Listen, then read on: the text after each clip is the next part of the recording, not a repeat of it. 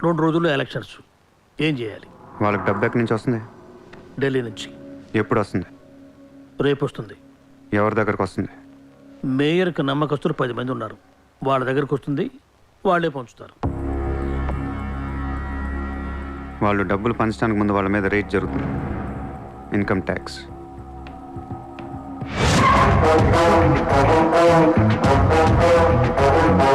चला चला साला घेर के अब मिटा मिटा सब शोर से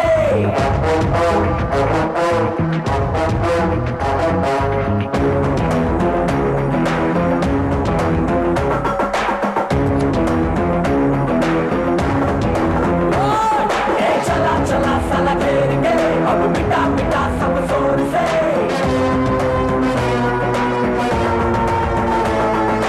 हरा हरा के इस खेल में डरा डरा के तू जीत ले.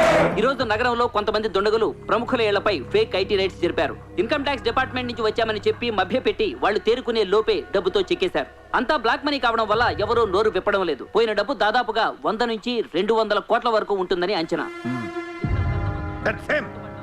డెఫినెట్ గా ఇది వాడు చేయించిన పనే. ఇలాంటి క్రిమినల్ ఐడియాస్ ముంబైలో వాడికి తప్ప ఎవరికి రావు.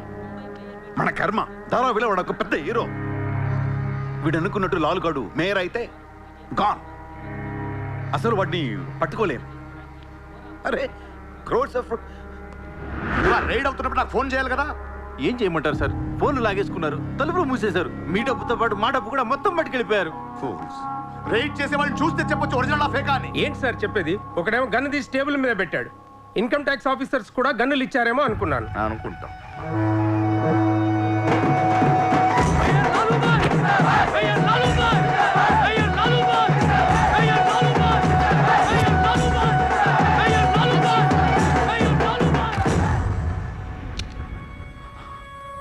పవర్లో ఉండి కూడా మేయర్ని గెలిపించుకోలేకపోయాను.